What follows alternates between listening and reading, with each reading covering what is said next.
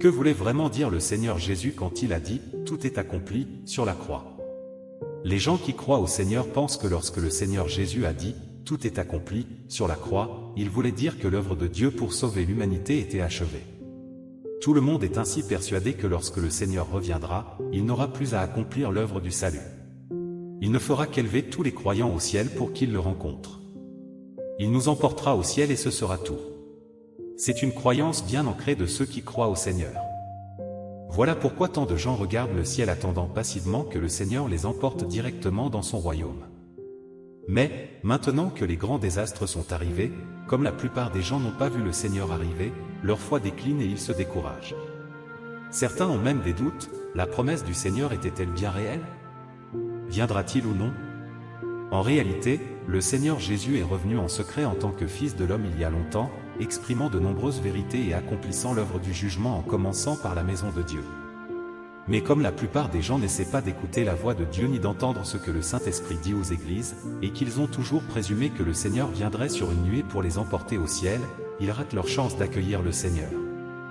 Ils le regretteront toute leur vie.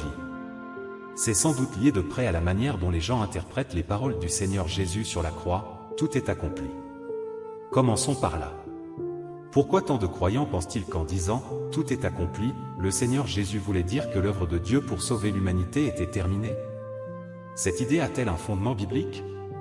Est-elle confirmée par le Saint-Esprit? Le Seigneur a-t-il jamais dit qu'il n'accomplirait plus aucune œuvre pour sauver l'humanité? Le Saint-Esprit a-t-il attesté que ces paroles se référaient à l'œuvre du salut accomplie par Dieu? Nous pouvons répondre avec certitude, non. Dans ce cas, pourquoi les gens pensent-ils que ces paroles du Seigneur Jésus signifient que l'œuvre du salut de Dieu était pleinement accomplie à ce moment-là? C'est un peu absurde, non? Il n'est pas facile de comprendre les paroles de Dieu. Il est dit dans 2 Pierre 1h20, sachant tout d'abord vous-même qu'aucune prophétie de l'Écriture ne peut être un objet d'interprétation particulière. Interpréter soi-même les Écritures peut avoir de graves conséquences. Pensez aux pharisiens. Ils ont interprété personnellement les prophéties concernant le Messie. Résultat, quand le Messie est venu, ils ont estimé que le Seigneur Jésus ne correspondait pas à leurs interprétations. Alors ils ont condamné son œuvre et l'ont même fait crucifier. Ils ont subi de graves conséquences. Cela les a directement conduits à être damnés par le Seigneur Jésus. Ils ont été maudits. Alors, quand le Seigneur Jésus a dit « Tout est accompli » sur la croix, de quoi parlait-il? Pour le comprendre, il faut bien réfléchir aux prophéties bibliques sur le retour du Seigneur dans les derniers jours, et surtout, aux choses que le Seigneur Jésus a lui-même dit qu'il ferait et à ses paraboles sur le royaume des cieux. Ces choses sont directement liées à son œuvre dans les derniers jours. Nous devons avoir une compréhension élémentaire de ces prophéties et paraboles pour bien comprendre de quoi le Seigneur Jésus parlait réellement quand il a prononcé ces paroles sur la croix. Même si nous ne le comprenons pas pleinement, ce n'est pas une raison pour supposer qu'il voulait dire que l'œuvre de Dieu pour sauver l'humanité était complètement achevée. C'est une croyance arbitraire et ridicule. En fait, si nous méditons sérieusement les prophéties et les paraboles du Seigneur Jésus concernant le royaume des cieux, nous pouvons acquérir une compréhension élémentaire du royaume et de l'œuvre du Seigneur à son retour.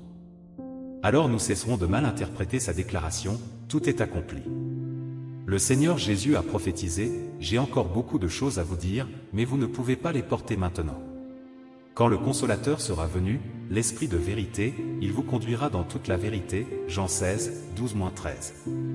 Si quelqu'un entend mes paroles et ne les garde point, ce n'est pas moi qui le juge, car je suis venu non pour juger le monde, mais pour sauver le monde. Celui qui me rejette et qui ne reçoit pas mes paroles à son juge, la parole que j'ai annoncée, c'est elle qui le jugera au dernier jour. Jean 12, 47-48. Le Père ne juge personne, mais il a remis tout jugement au Fils. Et il lui a donné le pouvoir de juger, parce qu'il est Fils de l'homme. Jean 5h22, 27. Et il est dit dans une pierre, car c'est le moment où le jugement va commencer par la maison de Dieu. 1 Pierre 4h17. Dans l'Apocalypse, nous lisons « Voici, le lion de la tribu de Juda, le rejeton de David, a vaincu pour ouvrir le livre et ses 7 sceaux. » Apocalypse 5h5. Que celui qui a des oreilles entende ce que l'Esprit dit aux églises. Apocalypse 2h7.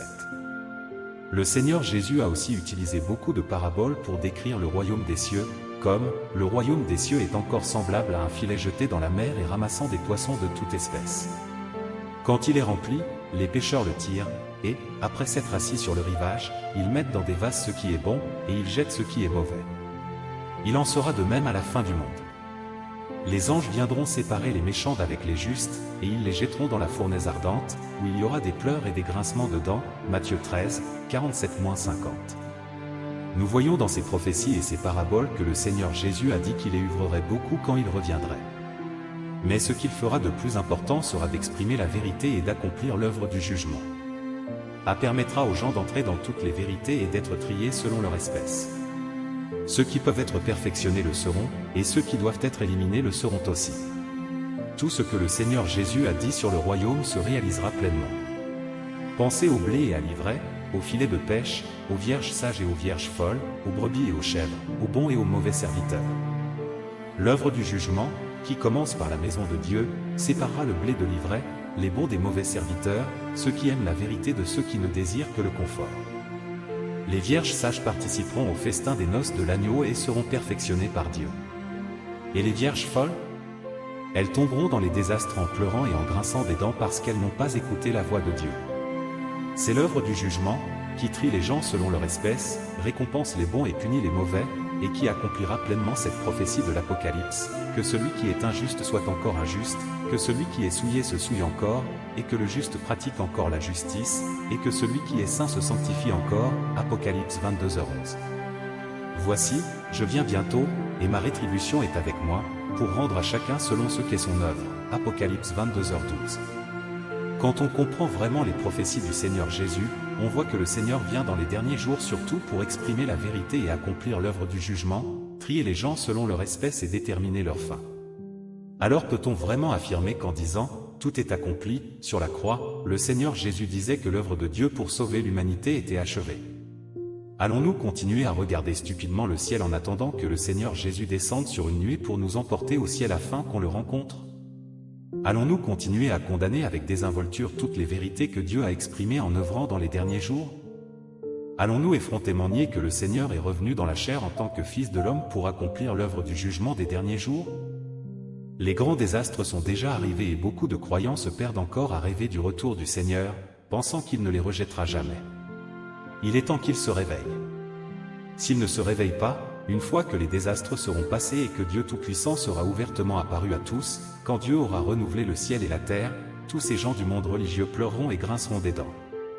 Accomplira cette prophétie de l'Apocalypse, voici, il vient avec les nuées.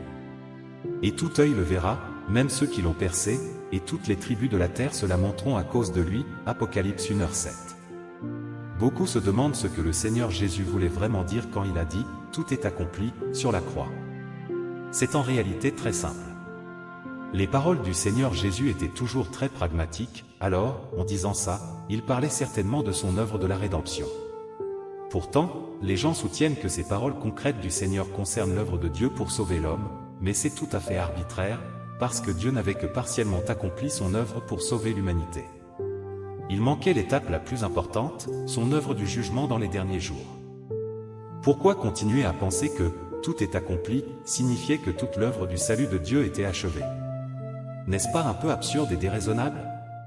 Pourquoi le Seigneur Jésus a-t-il été crucifié en premier lieu? Qu'a-t-il accompli par là? Quel a été le résultat? Tous les croyants le savent, parce que c'est très clairement consigné dans la Bible. Le Seigneur Jésus est venu pour racheter l'humanité. En étant crucifié, le Seigneur Jésus a servi en tant que sacrifice d'expiation pour l'humanité, il s'est chargé des péchés des gens pour que ceux-ci n'aient plus à être condamnés et mis à mort selon la loi. Ainsi, les gens se faisaient pardonner leurs péchés tant qu'ils croyaient au Seigneur, priaient et se confessaient à lui, et ils jouissaient de la grâce merveilleuse de Dieu. C'est le salut par la grâce et c'est ce que l'œuvre de la rédemption du Seigneur Jésus a accompli. Même si nos péchés ont été pardonnés grâce à la foi, personne ne peut nier qu'on ne peut toujours pas s'empêcher de pécher en permanence. Nous vivons toujours dans un cercle vicieux de péché, de confession et de nouveaux péchés. Nous n'avons pas du tout échappé au péché. Qu'est-ce que ça signifie? Ça signifie qu'on a toujours une nature pécheresse et des tempéraments sataniques qui nous empêchent de résoudre ce problème. On continue de pécher, même une fois nos péchés pardonnés. À laisse tous les croyants dans le désarroi. C'est très douloureux. Les paroles de Dieu disent « Vous soyez saints, car je suis saint » Lévitique 11h45. Puisque Dieu est juste et saint, ceux qui sont impurs ne peuvent pas le voir. Alors comment des gens qui pêchent encore et résistent encore à Dieu seraient-ils dignes d'entrer dans son royaume? Comme les gens n'ont pas pleinement échappé au péché ni été purifiés, l'œuvre de Dieu pour sauver l'humanité peut-elle être vraiment finie? Le salut de Dieu sera un salut complet. Il ne renoncerait jamais à son œuvre en cours de route. Voilà pourquoi le Seigneur Jésus a prophétisé plusieurs fois son retour. Il est revenu dans les derniers jours, il y a un certain temps, en tant que Dieu Tout-Puissant incarné. Dieu Tout-Puissant a exprimé des vérités pour accomplir l'œuvre du jugement sur la base de l'œuvre de la rédemption du Seigneur. Il l'a fait pour nous purifier de nos tempéraments corrompus afin qu'on soit libérés des chaînes du péché. Il l'a fait pour nous sauver pleinement des forces de Satan et, finalement, nous amener dans le royaume de Dieu. Tant que l'œuvre du jugement de Dieu Tout-Puissant des derniers jours n'aura pas été achevée, l'œuvre de Dieu pour sauver l'humanité ne sera pas terminée. Dieu Tout-Puissant dit, bien que Jésus ait beaucoup œuvré parmi les hommes, il n'a fait que parachever la rédemption de toute l'humanité et est devenu le sacrifice d'expiation de l'homme, il n'a pas débarrassé l'homme de tout son tempérament corrompu. Sauver entièrement l'homme de l'influence de Satan n'exigeait pas seulement de Jésus qu'il devienne le sacrifice d'expiation et qu'il porte les péchés de l'homme, mais aussi que Dieu œuvre de façon plus grande encore pour entièrement débarrasser l'homme de son tempérament corrompu par Satan. Et donc, à présent que l'homme a été pardonné pour ses péchés, Dieu est redevenu chair pour conduire l'homme dans la nouvelle ère et a commencé l'œuvre du châtiment et du jugement. Cette œuvre a mené l'homme dans un domaine plus élevé. Tous ceux qui se soumettent à sa domination jouiront d'une vérité supérieure et recevront de bien meilleures bénédictions. Ils vivront véritablement dans la lumière et gagneront la vérité, le chemin et la vie.